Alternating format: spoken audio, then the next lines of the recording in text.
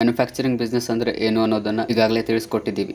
ದೊಡ್ಡ ಮೊತ್ತದ ಬಂಡವಾಳದೊಂದಿಗೆ ದೊಡ್ಡ ಮಟ್ಟದಲ್ಲಿ ಲಾಭ ತಂದುಕೊಡೋ ಬಿಸ್ನೆಸ್ ಮ್ಯಾನುಫ್ಯಾಕ್ಚರಿಂಗ್ ಬಿಸ್ನೆಸ್.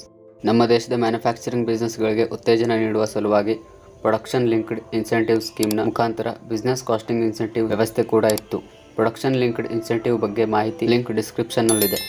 PLIನ ಉದ್ದೇಶ ಏನಂದರೆ ಇಂಡಿಯಾದಲ್ಲಿ ಪ್ರೊಡಕ್ಷನ್ ಆಗೋ ವಸ್ತುಗಳಿಗೆ ಒಳ್ಳೆ ಬೆಲೆ ತರುವುದು, ಒಂದಿಷ್ಟು ಉದ್ಯೋಗವನ್ನು ಸೃಷ್ಟಿ ಮಾಡೋದು, ಹಾಗೆ ಇಂಪೋರ್ಟ್ ಮೇಲಿನ ಡಿಪೆಂಡೆನ್ಸಿಯನ್ನು ಕಡಿಮೆ ಮಾಡೋದು. ಅಂದರೆ ಮ್ಯಾನುಫ್ಯಾಕ್ಚರಿಂಗ್ ಬಿಸ್ನೆಸ್ಗೆ ಸರ್ಕಾರದಿಂದನೇ ಒಳ್ಳೆ ಸಪೋರ್ಟ್ ಸಿಕ್ಕಿದೆ. ನೀವು ಕೂಡ ಮ್ಯಾನುಫ್ಯಾಕ್ಚರಿಂಗ್ ಬಿಸ್ನೆಸ್ ಶುರು ಮಾಡಬೇಕು ಅಂತ ಯೋಚನೆ ಮಾಡಿದರೆ ಇದು ಒಳ್ಳೆಯ ಸಮಯ. ಆದರೆ ಯಾವ ಮ್ಯಾನುಫ್ಯಾಕ್ಚರಿಂಗ್ ಬಿಸ್ನೆಸ್ ಶುರು ಮಾಡಬೇಕು ಅಂತ ಏನಾದರೂ ತಲೆ ಕೆಡಿಸ್ಕೊಂಡಿದ್ರೆ ನಾವು ಕಲೆಕ್ಟ್ ಮಾಡಿರೋ ಟಾಪ್ 10 ಮ್ಯಾನುಫ್ಯಾಕ್ಚರಿಂಗ್ ಬಿಸ್ನೆಸ್ ಖಂಡಿತ ನಿಮಗೆ ಸಹಾಯ ಮಾಡುತ್ತೆ. ಇದರಲ್ಲಿ ಮೊದಲನೇದಾಗಿ ಆಯುರ್ವೇದಿಕ್ ಮೆಡಿಸಿನ್. ಆಯುರ್ವೇದಿಕ್ ಮೆಡಿಸಿನ್ ಭಾರತದ ಪ್ರಾಚೀನ ಕಾಲದ ಚಿಕಿತ್ಸೆ ಆಗಿದೆ.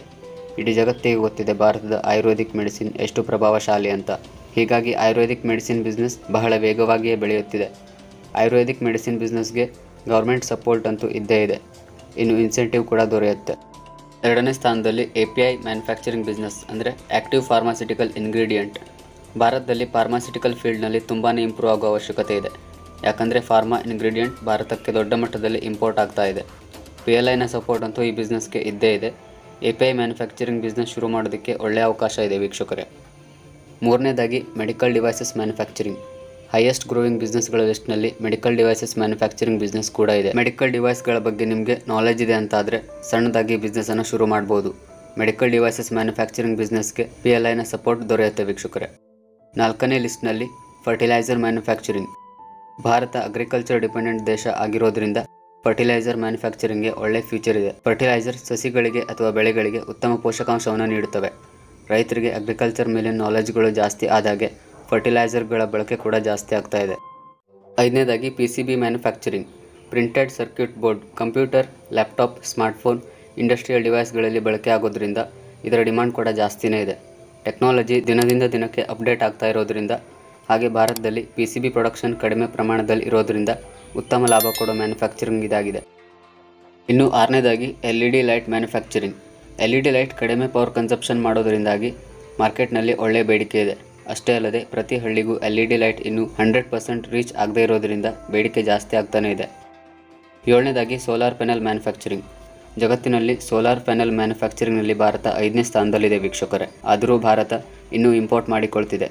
ಹಾಗಾಗಿ ಸೋಲಾರ್ ಪ್ಯಾನೆಲ್ ಮ್ಯಾನುಫ್ಯಾಕ್ಚರಿಂಗ್ ಬಿಸ್ನೆಸ್ ಒಳ್ಳೆ ಸ್ಕೋಪ್ ಇದೆ. ಸೋಲಾರ್ ಪ್ಯಾನೆಲ್ ಮ್ಯಾನುಫ್ಯಾಕ್ಚರಿಂಗ್ ಬಿಸ್ನೆಸ್ ಶುರು ಮಾಡಿದ್ದೇ ಆದಲ್ಲಿ ನ್ಯಾಚುರಲ್ ಆಗಿ ಪ್ರಾಫಿಟ್ ಬರೋದಂತೂ ಡೌಟೇ ಇಲ್ಲ. 8ನೇ ಸ್ಥಾನದಲ್ಲಿ ಸ್ಪೈಸಸ್ ಪ್ರೊಸೆಸಿಂಗ್. ಭಾರತೀಯ ಆಹಾರದಲ್ಲಿ ಸ್ಪೈಸಸ್ ಅಂತೂ ಹೆಚ್ಚಿನ ಬಳಕೆಯಲ್ಲಿದೆ. ಹಾಗೆ ಮೆಡಿಸಿನ್ಸ್ಗಳ ಪ್ರೊಡಕ್ಷನ್ನಲ್ಲೂ ಬಳಕೆ ಮಾಡ್ತಾರೆ. ಇಂಡಿಯನ್ ಸ್ಪೈಸಸ್ ಅಂತೂ ತುಂಬಾ ಪಾಪ್ಯುಲರ್ ಇರೋದ್ರಿಂದ ಇದರ ಮ್ಯಾನುಫ್ಯಾಕ್ಚರಿಂಗ್ ಬೇಡಿಕೆ ಕೂಡ ಜಾಸ್ತಿನೇ ಇದೆ. 9ನೇದಾಗಿ ಡೈರಿ ಪ್ರೊಸೆಸಿಂಗ್. ಭಾರತ ಮಿಲ್ಕ್ ಮತ್ತು ಮಿಲ್ಕ್ ಪ್ರಾಡಕ್ಟ್ಗಳ ಉತ್ಪಾದನೆಯಲ್ಲಿ ದೊಡ್ಡ ಮಟ್ಟದಲ್ಲೇ ಇದೆ. ಭಾರತದಲ್ಲಿ ಮಿಲ್ಕ್ ಪ್ರಾಡಕ್ಟ್ಗಳ ಬೇಡಿಕೆಯು ಜಾಸ್ತಿ ಇರೋದ್ರಿಂದ ಈ ಬಿಸ್ನೆಸ್ನಲ್ಲಿ ಒಳ್ಳೆ ಲಾಭವನ್ನೇ ಮಾಡ್ಬೋದು. 10ನೇದಾಗಿ bakery products manufacturing. Breads, biscuits, cookies, cake ಇಷ್ಟಪಡೋರಂತೂ ಕಡಿಮೆ ಇಲ್ಲ. ಪ್ರತಿಯೊಬ್ಬರು ಬೇಕರಿ ಪ್ರಾಡಕ್ಟ್ಸನ್ನು ಇಷ್ಟಪಡ್ತಾರೆ. ನಿಮಗೆ ಬೇಕರಿ ಪ್ರಾಡಕ್ಟ್ಸ್ಗಳ ಬಗ್ಗೆ ನಾಲೆಜ್ ಇದೆ, ಟೇಸ್ಟಿ ಬೇಕರಿ ಐಟಮ್ಸ್ಗಳನ್ನು ನೀವು ಮಾಡ್ತೀರಿ ಅಂತ ಆದರೆ ಈ ಬಿಸ್ನೆಸ್ಸನ್ನು ಶುರು ಮಾಡ್ಬೋದು. ಬೇಕರಿ ಪ್ರೊಡಕ್ಷನ್ಗೆ ಬೇಡಿಕೆ ಅಂತೂ ಇದ್ದೇ ಇರುತ್ತೆ. ವೀಕ್ಷಕರೇ, ಇವೇ ಟಾಪ್ 10 ಬಿಸ್ನೆಸ್ಗಳು ಡಿಮಾಂಡ್ನಲ್ಲಿರೋದು.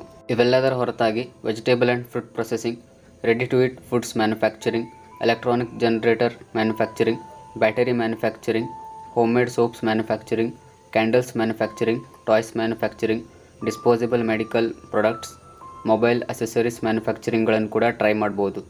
ಯಾವುದೇ ಬಿಸ್ನೆಸ್ನ ಬಗ್ಗೆ ಡೀಟೇಲ್ಡ್ ಮಾಹಿತಿ ಬೇಕಾದಲ್ಲಿ ಕಮೆಂಟ್ ಡ್ರಾಪ್ ಮಾಡಿ ವೀಕ್ಷಕರೇ. ಧನ್ಯವಾದಗಳು.